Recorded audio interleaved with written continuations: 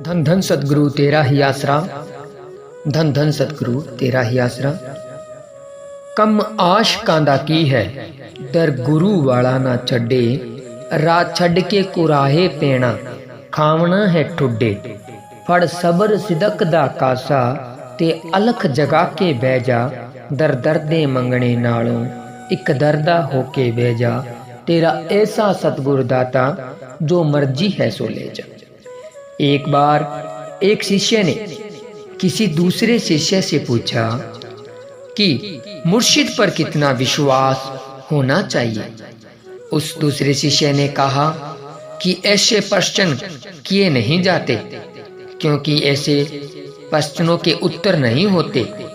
अब मैं तुम्हें किस प्रकार और कैसे बताऊं कि कितना विश्वास होना चाहिए, क्योंकि स्मृति स्थान को माप कर बताया जा सकता है, लेकिन जो अस्मृति हो उसके विषय में विश्वास की गिनती मिनती कोई अर्थ नहीं रखती। वे बातें कर ही रहे थे कि एक साधारण व्यक्ति उनके पास आकर बैठ गया। उस व्यक्ति ने उस दूसरे शिष्य को कोई बात सुनाते हुए कहा, भाई जी, आपके गुरुजी कल एक गांव में से गुजरे थे।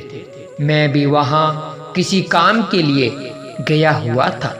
उस गांव में प्रांत से ही एक बच्चा मरा हुआ पड़ा था। उसकी माता उसके पास बैठी विलाप कर रही थी। उसकी आवाज में बड़ा रुदन था। उस अबला को किसी ने कहा कि इस गांव में पूरन फकीर आ रहे हैं, उनके आगे ममता की गुहार करना। फकीरों का हृदय अत्यंत कोमल होता है, वह तुझ पर रहमत अवश्य करेंगे।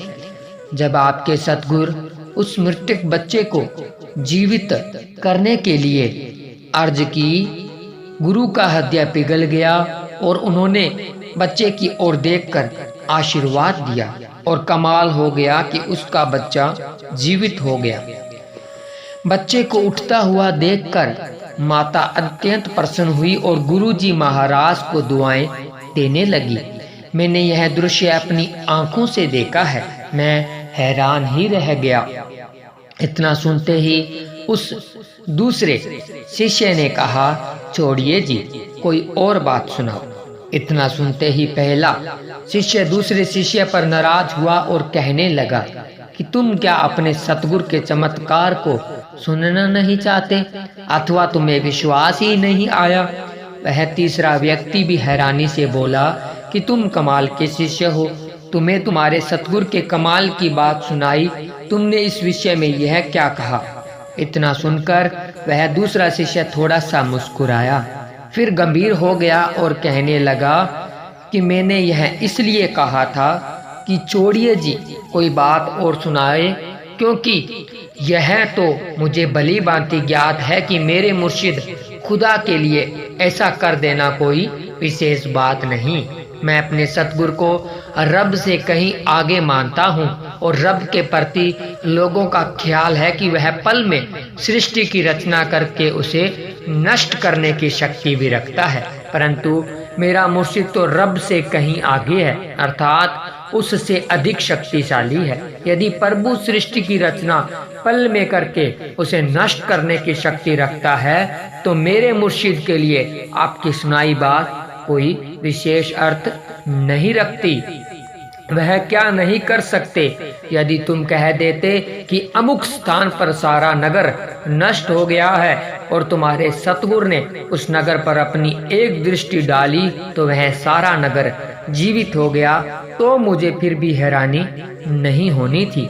मैंने फिर भी यही बात कहनी थी कि मेरे सतगुरु के लिए ऐसी बातें बिल्कुल साधारण है।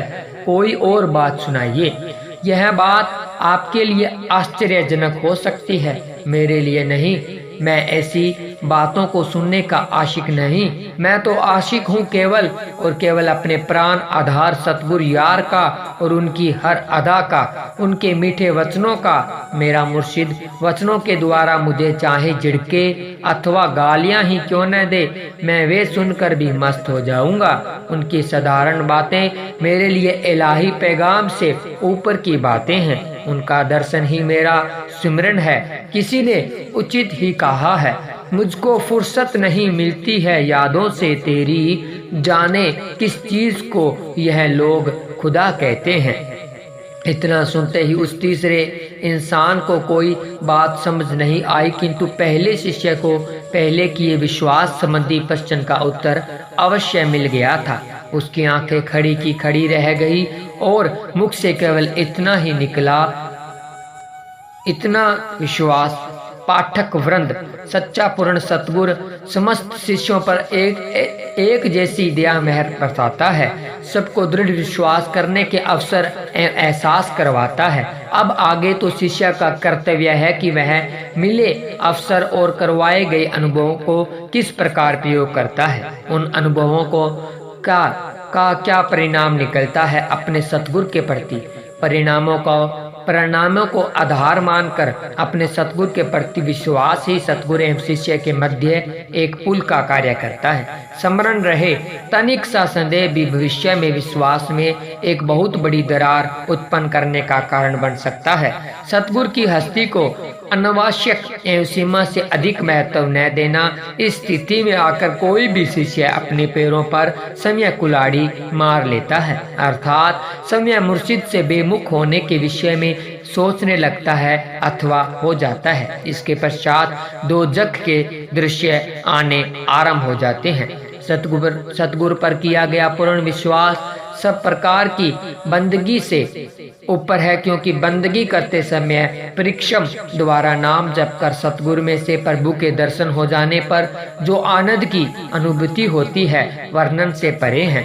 जबकि सीधा ही सतगुरु को खुदा मानकर विश्वास कर लेना और इस विश्वास को स्थायी रूप दे देना इससे अधिक आनंददायक है। किंतु जिस विश्वास की यहाँ बात की जा रही है उसका आ जाना कोई साधारण बात नहीं।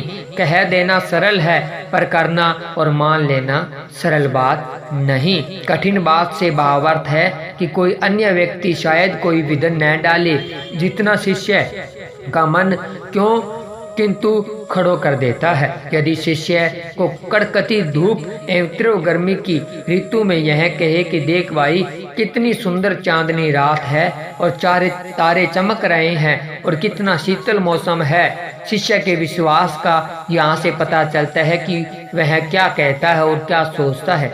शिष्य का विश्वास इतना हो कि वह कहे कि हाँ हजूर, बहुत गहरी और ठंडी रात है, वास्तव में ही तारे चमक रहे हैं, मेरी आंखों में कोई न्यूनता हो सकती है। कह देना ही पर्याप्त नहीं बल्कि शिष्य को अपने अंतकरण में इसे स्थायी कर लेना चाहिए कि वास्तव में ही गहरी रात है और शीतलता का अनुभव हो रहा है। चाहे धूप से तात्पर्य यह है कि कहने के स्थान अपने आंतरिक विचार भी सतगुरु के वचनों के अनुकूल ढाल लेने अनिवार्य है। फिर ही दृढ़ विश्वास का कुछ सीमा तक बन जाना माना जा सकता है। दृढ़ एवं पूर्ण विश्वास ही अपने सतगुरु मालिक से स्थायी रूप से जुड़े रहने का एकमात्र साधन है। धन धन सतगुरु तेरा ही आसरा, धन धन सतगुरु तेरा ही आसरा। तो प्यारे सतगुरु जी के प्यारे साध संगत जी, आप जी ने इस रूहानी वीडियो के माध्यम से सुना कि अपना विश्वास सतगुरु के प्रति किस हद तक होना चाहिए। तो आप जी को ये रूहानी वीडियो कैसा लगा हमें कमेंट करके जरूर बताएं और हमारे इस रूहानी चमत्कार यूट्यूब चैनल को सब्सक्राइब जरूर करें, वीडियो को लाइक करें, शेयर करें। मिलते हैं एक और रूहानी चमत्कार के साथ, तब तक के लिए धन्यवाद। धन धन सतगुरु तेरा ही आसरा, धन धन सतगुरु तेरा ही आसरा।